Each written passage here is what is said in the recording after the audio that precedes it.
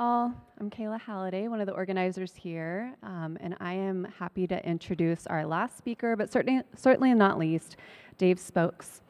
Dave is a community manager for dbeaver and a recognized expert in open source databases. He has a book out, MySQL and JSON, A Practical Guide to Programming, in its second edition on Amazon. So go check it out, and welcome, Dave. Let the sound guys get a reading on me. Thank you all for coming out. By the way, make sure you thank the organizers here today. Big round of applause.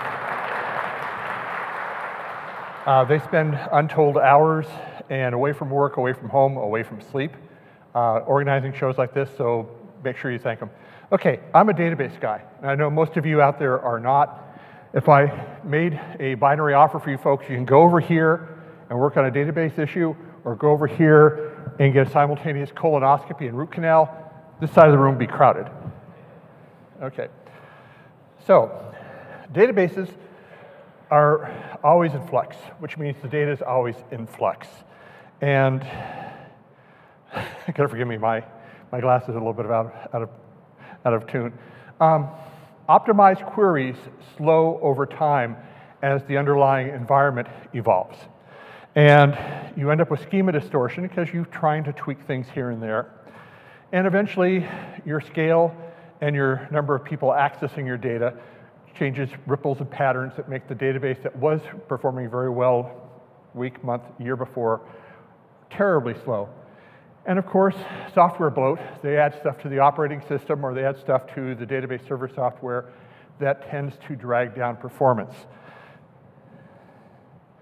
So, hopefully you're starting off at a really good point. You've done your homework, you have your data in the third normal form or better. By the way, this is one of the big rules. In databases, you really have to follow the rules or it bites you in the behind. You have no redundancies. The original goal of SQL when Edgar Codd was working was disk drives are slow, they're expensive, don't have redundancies.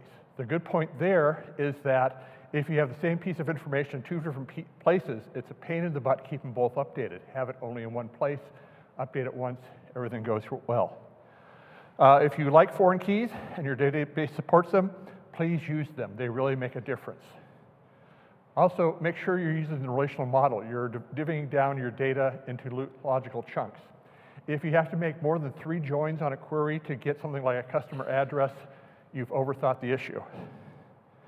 Now, hopefully you start off with optimized queries and you're using explain, analyze, just not explain.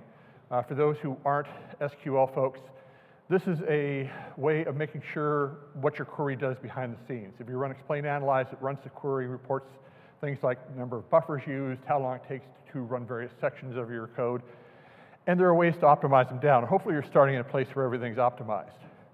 Also, big hint, no long transactions. Transactions should be very short and sweet. If you have transactions that last more than about 5 seconds, even for that's long, you are slowing down the system. Also, make sure you're using proper hardware and the proper network. These are mainly for the folks who are running on-prem. In the past, often would run into companies that say, yeah, occasionally the network just slows down, database response goes to heck. They're running LDAP updates. They're also running their DNS zone updates there. Don't want to do that. Also, make sure you are doing proper integrity checks on your data. Never trust something that someone puts on a form without filtering it. Make sure you're using constraint checks. If you're looking for people who are over the age of 18, check the birth date, make sure they're over 18. Also use proper data types.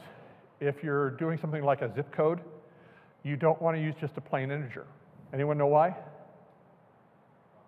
Strips off the leading 0. So if you have someone in the Northeast who has 07457, put in an integer, you lose that 0, you've lost your data.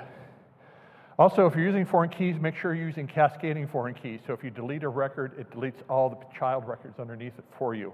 Let it do the hard work. And make sure you're running your software at a proper level. I can guarantee you there's at least 2 people in this audience today that are running MySQL 5.7, even though it's been end-of-lifed for 2 years. The reason the you want to keep it at a proper level, is that you're missing bug fixes, you're missing security patches, you're missing other optimizations that can really help you out. Also, make sure you're running your backups on a regular basis and that you test them out. Many years ago, a friend of mine's company lost their main backup drive, swapped for a new device, new from the same manufacturer, different revision, couldn't read the old backup tapes, very messy. Also, with a database, make sure if you're running Postgres, you're running vacuum on a regular basis or auto vacuum. Analyze your tables and make sure you re-index. More on that later. So this is a starting point where hopefully you have your database right now. And then you go off like the Greek anti-hero Sisyphus, pushing the rock up the hill, and life goes on and you're not paying attention to your database. And you come back and you find out that things aren't as good as you thought. You had to denormalize. Someone had an issue, you denormalize the data, now you have the same piece of information in 2 or more places. It's harder to update, harder to keep control. Your queries that were optimized are now just kind of good enough. They're working, but they're not really optimum. You have long-running transactions. There are packages like some orbs that will actually lock data, go off and run a bunch of subqueries that don't really matter, come back and then try to do the transaction for you. Things just slow down. Also, the data integrity issues. You had something where you had to just get a whole bunch of data in JSON format, and you throw it in a JSON column or a text column, and now you're going to go out and search it and manipulate it. It's really expensive, really slow, and really nasty. And also, no one's really watching the database. Your DBAs are long gone, whether they're DevOps engineers or something else. The day of the DBA, unfortunately, is dead, and no one's watching your database. So, how do you get back on track? First thing, follow the rules. Make sure you keep to third normal form or better. I can do the mathematical proofs for you to show you that this is the optimum way to do stuff. Once you start having duplicates in your data, as mentioned earlier, it gets really nasty. Once again, keep your transactions really, really short. Actually audit your developer software to make sure that they're doing transactions, that they understand you want this to be as instantaneous as possible. Also, index only what you need. If you have multiple redundant indexes, that takes up time, space, money, and operation cycles. Go through, audit your indexes. Some databases like MySQL, you can turn a questionable index invisible so the optimizer doesn't see it. If after a couple weeks, couple months, no one's using that index, no one's complained, get rid of it. Also, build covering indexes. When you call your dentist or your doctor, they usually ask you for your birth date, your last name, and usually an address. I can guarantee you they're using a covering address index to pull up that information.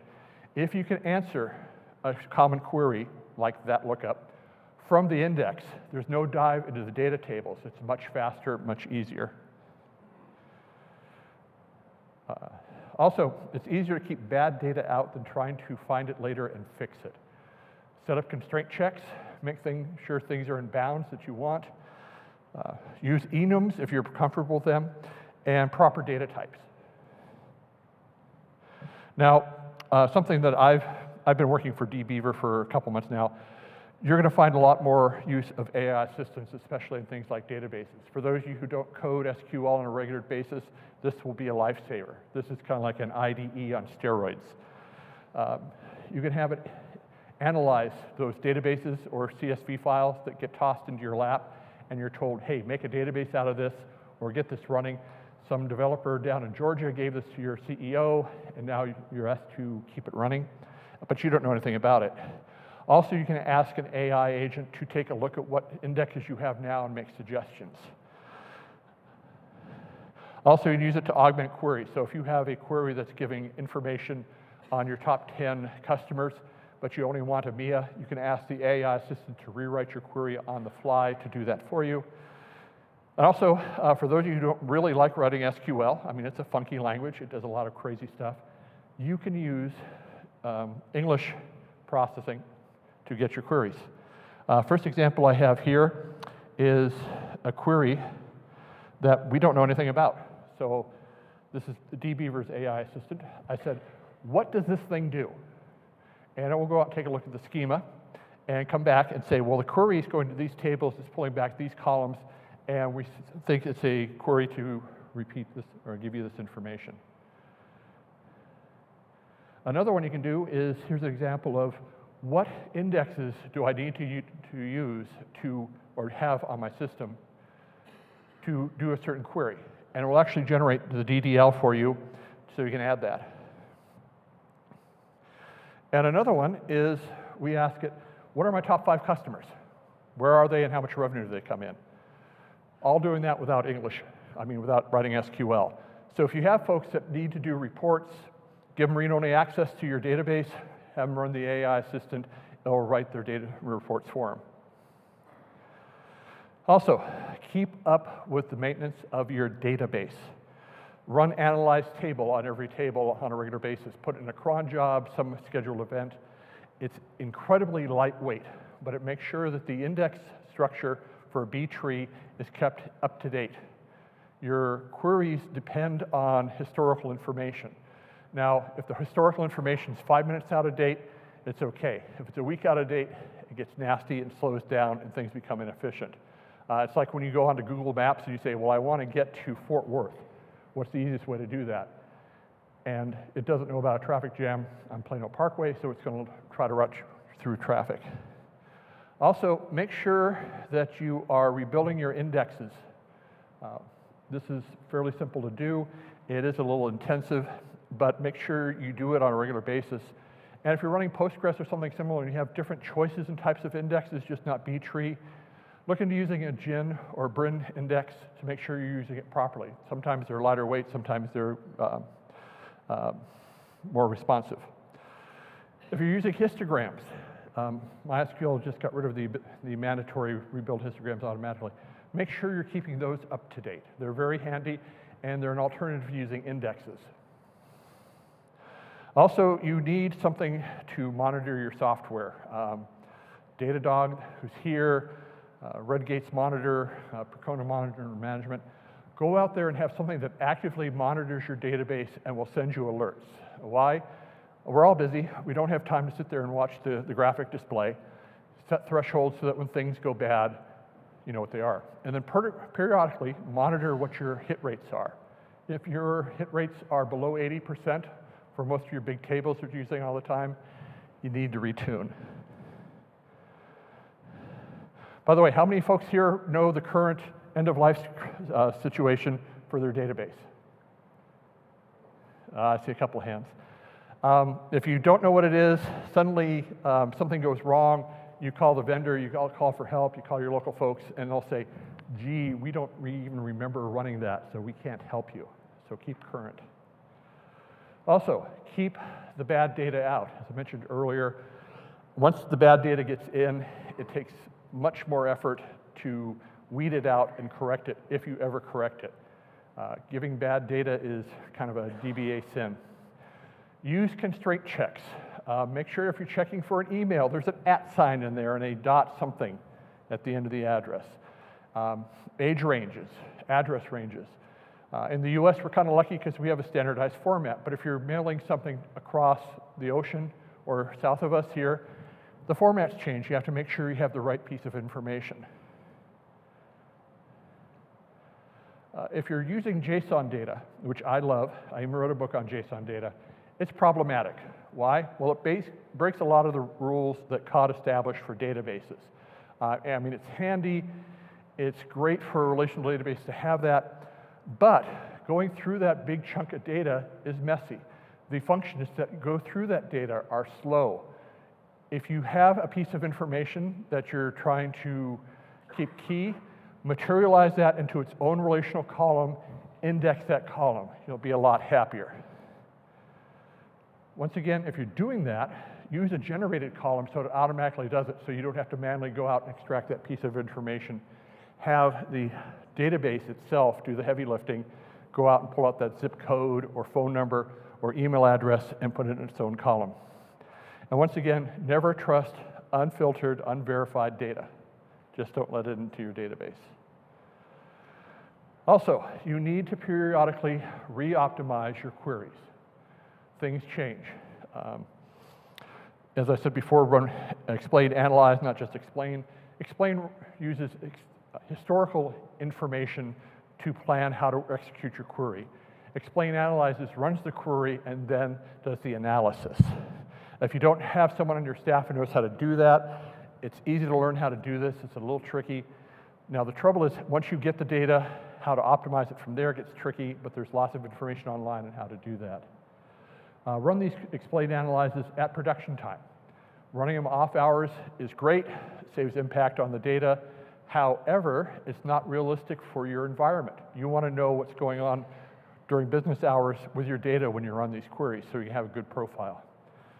Take several samples and then take the mean time for that and set that as your baseline. Keep that information handy, come back and test week, month, 2 months later, make sure everything's still performing at adequate levels. And study where the time is being spent. If you're a Postgres user, you get all sorts of information on how things are being handled between buffers and between subqueries. It's almost too much information. But look how things are running. Is it spending it time looking through an index to find your information, or is it doing a full scan of your table, which is much slower? Look for where the bottlenecks are and try to eliminate them. Other big hint is if you're doing a lot of sorting, hopefully you have an index on that column. Will speed things up. Also use functional indexes. What do I mean by that? Well, the first example I have there is we have a where clause where we're using the extract function to pull the year from a order date field. And what happens when the optimizer sees that, it realizes, oh, I have to stop, take this piece of information, pass it off for the function, sleep until it comes back with an answer, plug it in, and then do the evaluation. If you're going through 1,000 rows, you're doing 1,000 stops, 1,000 evaluations, and pauses, and coming back. The second example I have here where we created an index on order year, it has a value that's fixed rather than having to go off and run the function. This is much faster. Also, look to where you can reduce your footprint. Oftentimes, you run into a company that's been running their database for a couple of years, and you ask them about this query that runs once every hour. Well, that was from the old VP. He's off fishing now professionally. We don't know what the query does, but we've kept it around. Well, why is it there? Also, are you getting everything you need from that one query? Are you able to combine it with another one and get more information? Can you put it into a materialized view? Look for ways you just reduce your impact on the server. And the fastest query is the query that you never run. So if you have another way to get the information, like a materialized view, so much the better. Okay, quick bonus for you all. Security. 2026 will be the year of data security. There's some stuff coming down the pipeline that's going to make you kind of scary about your own information. Use good password security. Make sure you set minimums and maximums, complexity levels, uppercase, lowercase, number of numbers, all that sort of stuff, and rotate them. You know, you don't have to do it every month or every week. 90 days is usually enough for most companies. Also, if you have the ability in your database, have a check file. So you make sure that your people are not using things like password or 1Password or hello there or QWERTY. Or my favorite that I found one time was the boss is a jerk. Make sure these people aren't doing the dumb things to leave things wide open. Throughout history, whenever you see security compromises, half of them is because someone didn't rotate the code cipher at the right time or they used an easy password. The only reason we got into the German Enigma was that a couple stations didn't update their code every day, and that gave a vector for the attack. Make sure you know who is and who is not an employee. Once a quarter, put a little calendar reminder, go through your password file on your database. Is Joe Jones still there? Is Sherry Smith still there? Are they still employed? I've seen several times where someone has left the company, and as a joke, you know, over a couple of beers on a Friday afternoon, hey, let's see if I can still get into the database. Oh, look at that. They didn't lock me out. I recommend using roles. For those who aren't used to databases, every time you log into an account, you usually have a username and some sort of password and possibly some sort of identifier for where you're coming from. So it'd be dave.stokes@dbeaver.com. Now, roles are interesting in that you have a job function, like accountant one. And when you get a new accountant one, you said, Joe Jones is an accountant one. They get these privileges and permissions to get to the data. Why am I recommending that? All too often in the past, you hire a new accountant and you go, oh, I don't know what privileges and responsibilities they should have. I'll just copy what the head accountant has and give this to this new person. And suddenly the new person does something they're not supposed to do, or they have access they're not supposed to have, and things go wrong. So use roles, assign people to the roles. Also, be stingy with privileges. One of my sayings is it's better to have to do work for someone else than to have to constantly do restorations. Many years ago, I was working at a Raytheon plant, and we had a young gentleman who thought he knew how to run a database. And on the 5th restore in 2 days, I kind of got the idea that he really didn't know what he was doing because he kept wiping out the database.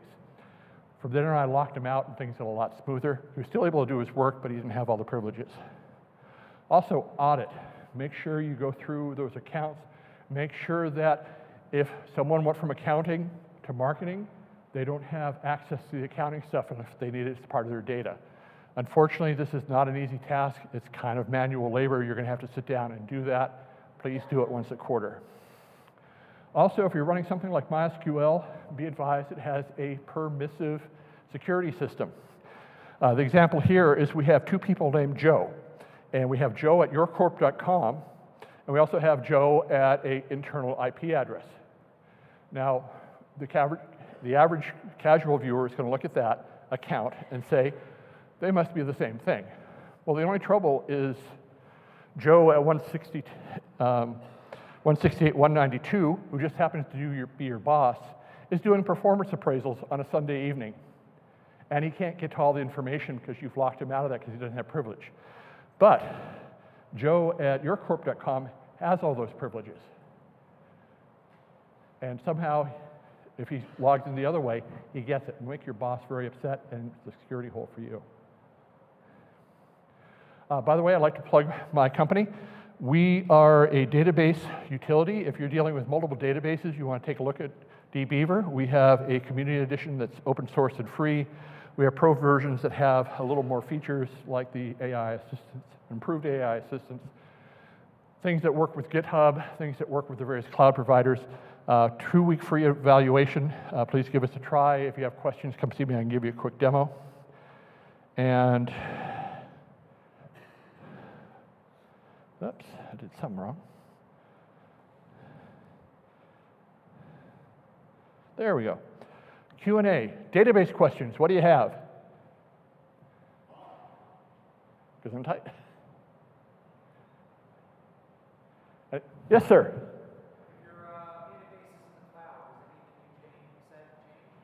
If your database is in the cloud, does anything I say change? First thing, make sure your cloud backup provider is actually doing their job. I've had too many people that found out that their arrangement with cloud provider X, when they lost all their data, said, oh yeah, we'll restore you in 72 hours. Not good. Password audits, please do that. Occasionally cloud providers will have some engineer that wants to come in and check your stuff, will give themselves an account. They're being good, but do you know who they are? Other thing is re-optimizing. Make sure that you're checking your queries and make sure they're running the way you want. Any other questions? I know it's right after lunch, but you shouldn't all be sleeping. Okay, I don't see any other hand. Well, thank you for your time. If you have any questions, please see me afterwards. I'm going to be on the panel after this, so if you have questions you think about in a minute, please let me know. But thank you very much. Have a good one.